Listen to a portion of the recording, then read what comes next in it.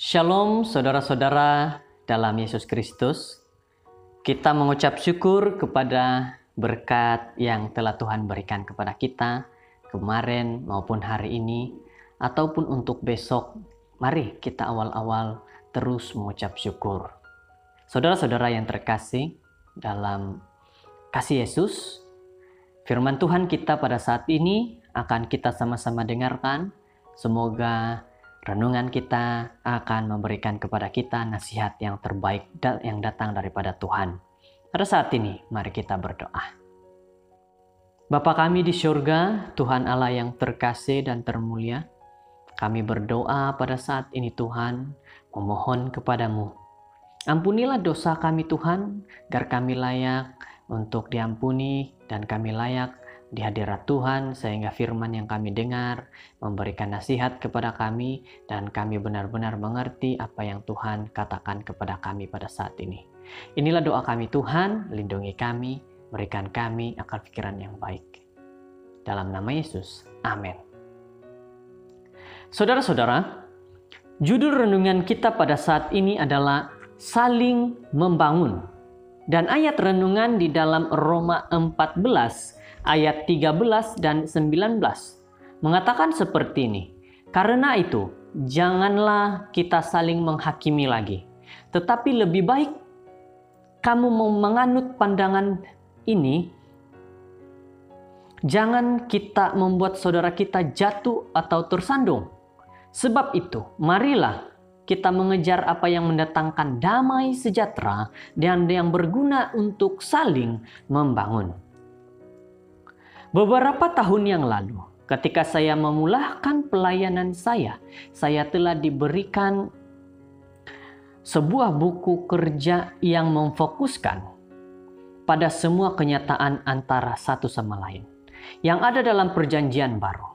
Buku ini tidak saya lupakan karena frasa pendek antara satu sama lain, merangkumi perintah-perintah yang mengubah hidup untuk gereja pada zaman itu dan untuk persekutuan kita hari ini.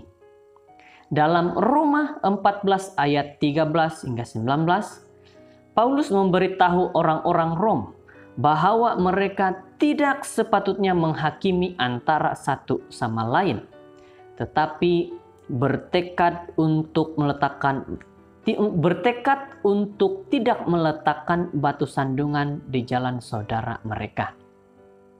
Saudaraku, Paulus menegaskan yang kita tidak sepatutnya menghakimi antara satu sama lain karena hak pengadilan itu adalah milik Tuhan seperti yang dinyatakan dalam Roma 14 ayat 10. Tetapi engkau, mengapa menghakimi saudaramu? Atau mengapa engkau menghina saudaramu? Sebab kita semua harus menghadap takhta pengadilan Allah. Daripada menghakimi satu sama lain, Paulus menggalakkan kita untuk berdamai dan saling meneguhkan keimanan dan akhlak. Saudara-saudara, sebagai seorang pastor muda, saya pernah ditugaskan untuk mengetuai para diakon di sebuah gereja yang besar. Saya mengatur untuk mengadakan mesyuarat diakon dan mengumumkan kepada mereka yang salah seorang daripada mereka perlu mengambil masa untuk mengatalogkan semua kunci gereja karena konferensi tidak membayar saya untuk melakukan ini.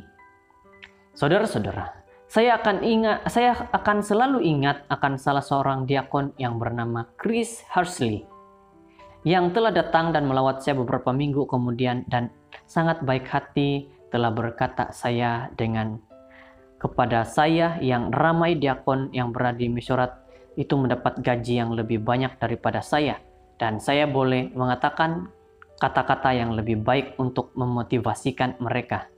Saya tidak pernah lupa akan kebaikan lelaki ini yang telah membantu seorang pastor muda yang dengan mudah dia boleh saja terus menghakimi saya. Kata-kata telah meneguhkan keimanan dan akhlak saya sepanjang hayat. Semoga suku kaumnya yang mendorong dan bukannya mematahkan semangat orang lain bertambah-tambah. Ini adalah merupakan perkara yang sangat penting. Kita sebagai umat-umat Tuhan, percaya kepada Tuhan dan menyembah kepada Tuhan haruslah saling membangun. Janganlah kita apabila berada di dalam sebuah jemaat, sebuah gereja, kita akan menjatuhkan orang lain. Apa yang Tuhan inginkan di dalam kehidupan kita pada saat ini adalah saling membangun. Berarti kita jangan menjatuhkan seseorang. Jikalau ada pekerjaan yang belum dia dapat lakukan dengan baik, bantu dia, ajar dia agar dia dapat melakukan dengan baik. Jikalau ada pelayan yang tidak dapat untuk melayani, bawalah diri kita untuk membantu di dalam pelayanan. Jangan kita anggap bahwa pelayanan itu hanya satu orang yang buat. Tetapi untuk membuat pelayanan itu lebih berhasil, maka apa yang perlu dilakukan? Sebagai jemaat, sebagai gereja, anggota-anggota harus saling membangun. Perkara ini sangat penting. Kita harus ingat dan kita harus ketahui bahwa Tuhan sangat senang dengan orang-orang yang saling membangun. Saudara-saudara yang terkasih dalam Tuhan Yesus. Inilah renungan kita pada saat ini.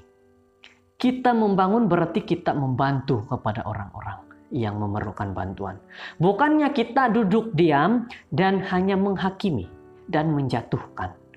Itu perkara ataupun tabiat yang tidak baik, yang tidak disenangi oleh Tuhan. Semoga dengan firman Tuhan kita pada saat ini membuka akal pikiran minda kita bahwa kita dalam pelayanan tidak kira apapun kita lakukan, bantulah, salinglah membantu kepada mereka yang melayani. Terima kasih, Tuhan memberkati. Mari berdoa. Bapa kami di surga, Engkaulah Tuhan Allah yang kami sembah. Firman-Mu yang sangat baik kepada kami pada saat ini mengatakan saling membangun. Bahwa kami sebagai anggota jemaat di gereja, anggota jemaat yang telah dididik dalam kerohanian, haruslah saling membangun dalam pelayanan kepada Tuhan.